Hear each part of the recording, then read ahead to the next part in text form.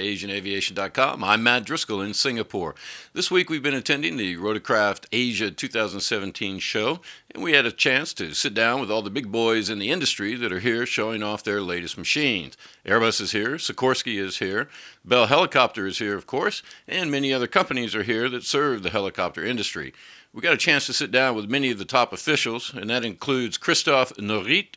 He's Vice President for Asia at Sikorsky, and we also talked to his colleague, Chris Van Buten, who's Vice President for Innovation.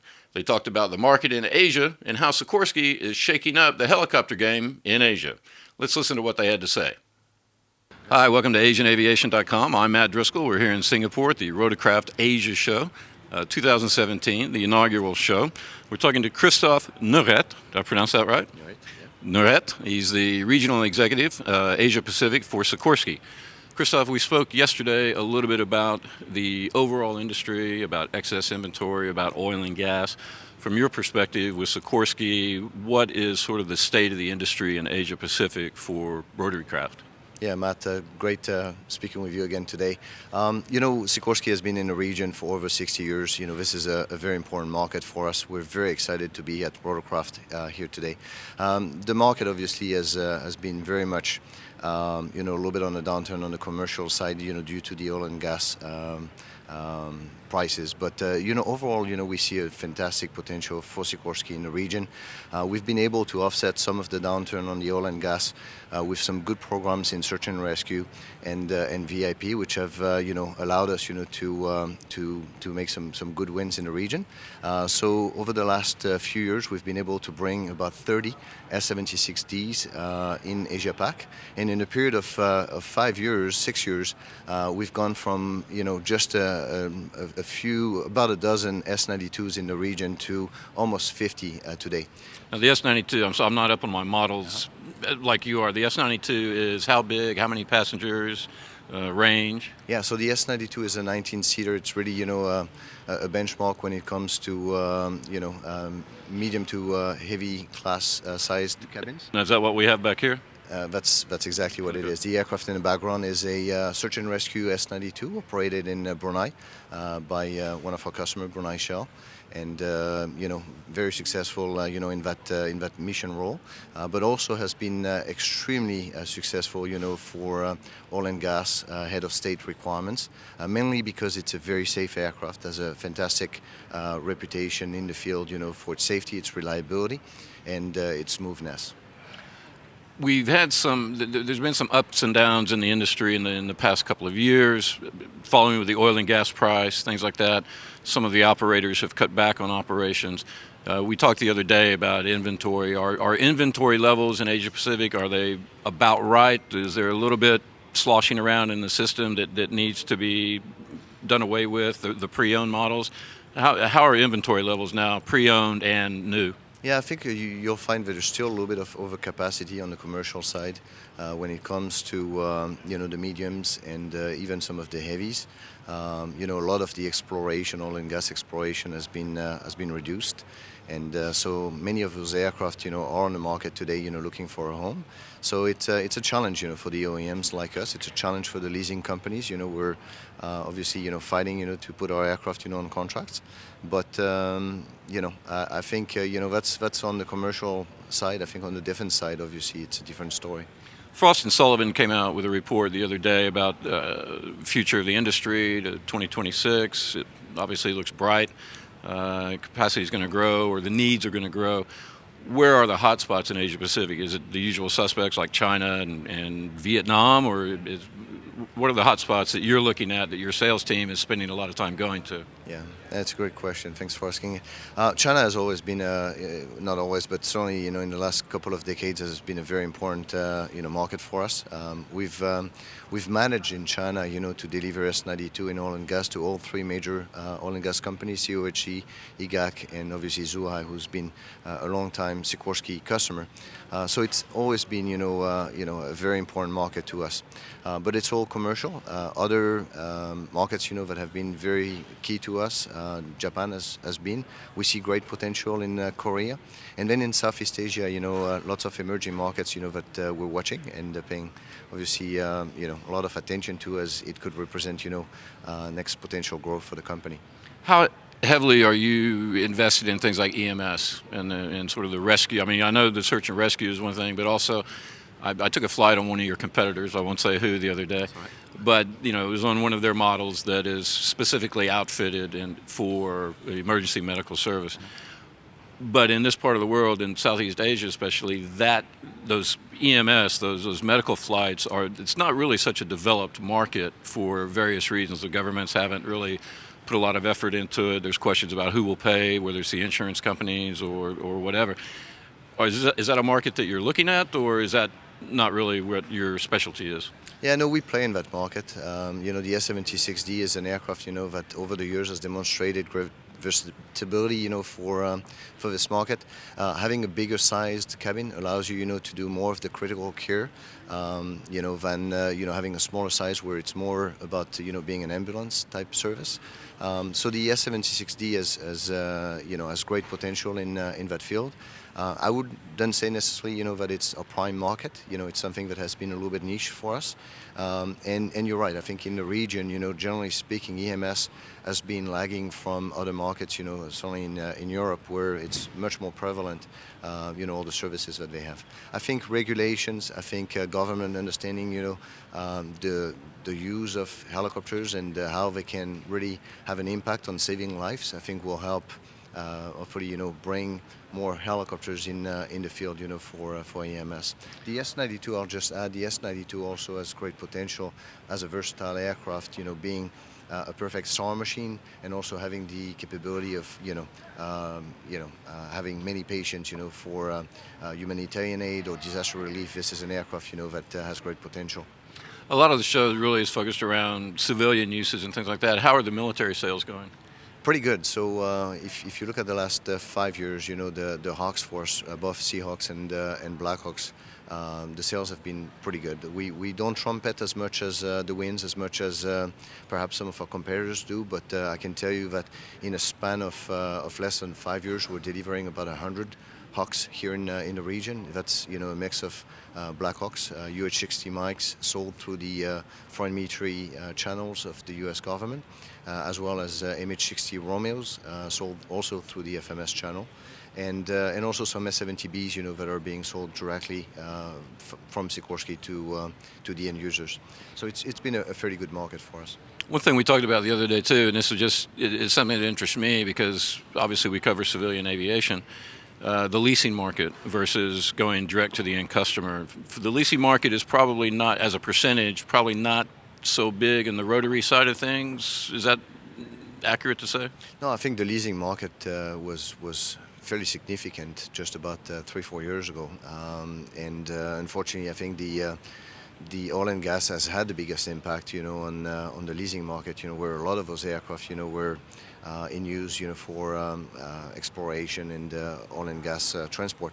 So with the exception of some of the leasing companies that are using their aircraft, for SAR contracts and other adjacent markets, I think it's definitely a little bit of a shift, for that market segment or for those customers. Okay, Christophe, thank you. Thank you very much, Mike. Hi, I'm Matt Driskill here with AsianAviation.com. We're still at Rotorcraft Asia 2017. We're talking to Mr. Chris Van Buten. Hope I pronounced that right. He's Vice President for Innovations at Sikorsky, and he's going to tell us what's new in the technology field today. How are you today? I'm really good. Thanks for your interest. What's going on now we've been talking about the new helicopter that's back here. I'd actually personally like to talk also about composites and things like that might be going into the aircraft these days. And we were talking about the HUMS system, so kind of give us the broad picture of what's going on with innovations and technology at Sikorsky. Great. First, we're doubling the speed of helicopters with our X2 technology.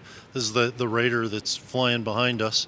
It's now out in flight 13 and passing 150 knots in its flight test. Pretty exciting that it's double the speed, half the noise, and twice as maneuverable than a normal helicopter. What would this helicopter be used for? Military uses, civilian? Military, commercial, search and rescue, VIP transport.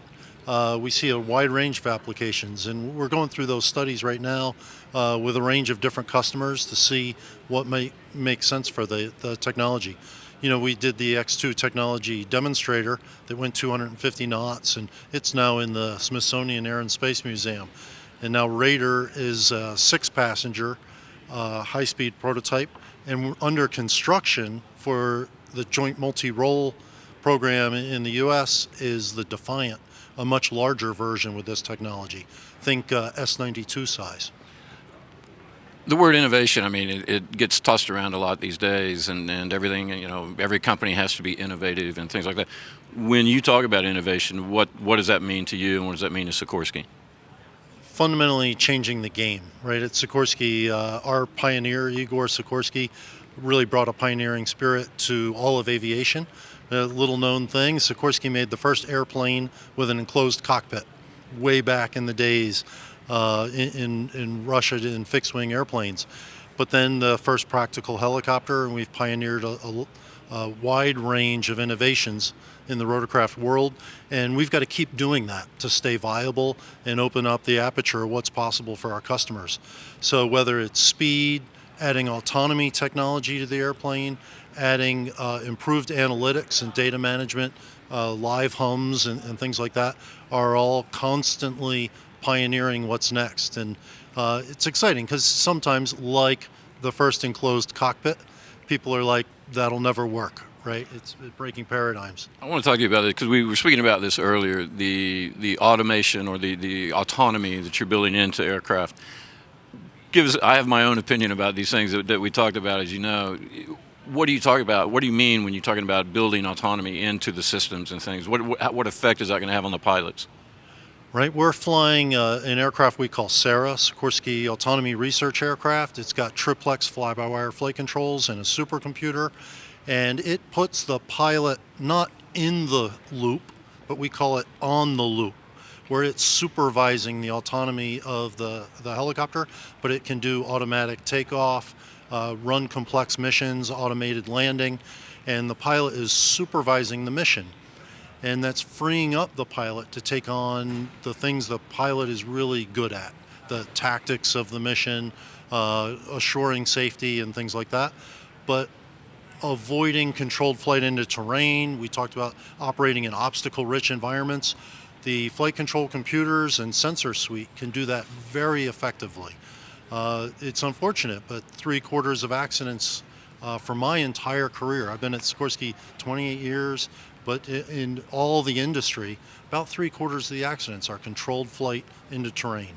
And that hasn't gotten much better through the years.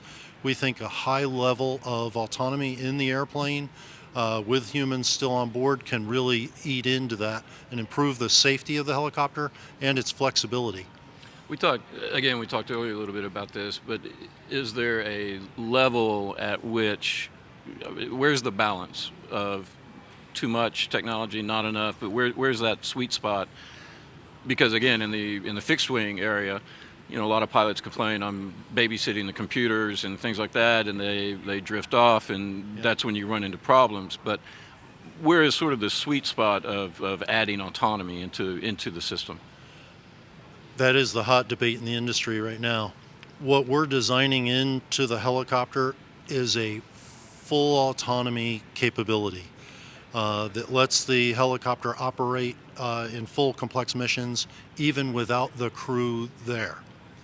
And we get that there's a lot of cultural, regulatory barriers to getting to that point. So we've put in, we call it the 210 switch, right, where the pilots can select the level of autonomy that matches the mission they have. If they're flying with 12 passengers in the back to an offshore oil rig, daylight, the autonomous system is augmenting what they do, assuring that there's no flight into terrain, doing simple things like that. But if they're tasked in a military environment, dumping concrete on the Chernobyl reactor or Fukushima, you put that switch under the 0 position and the helicopter runs flights all day autonomously, right? So those are two extremes, and you can imagine different applications all the way in between those two. Step this way, just one step. Fukushima and Chernobyl is not something that I want to even go near. I mean, Yeah. you've got these tourists out there now that go to Chernobyl, and I'm like, no, no, thanks for me. You're here at the show. This is the inaugural show for Asia, Rotorcraft Asia. What are you here to show off, and what are you here to talk to clients and potential clients about? What brings you here? I'm excited to talk about our innovation portfolio, the high-speed helicopter, the Raider, putting autonomy in the products and the value that can bring, and the advanced diagnostics and analytics we're using to drive out cost in our products. How's the show been so far? Is it really exciting? It's neat to see. I even like the fusion of the rotorcraft and the autonomy and unmanned systems. I think that's very relevant. Great. Chris, thank you.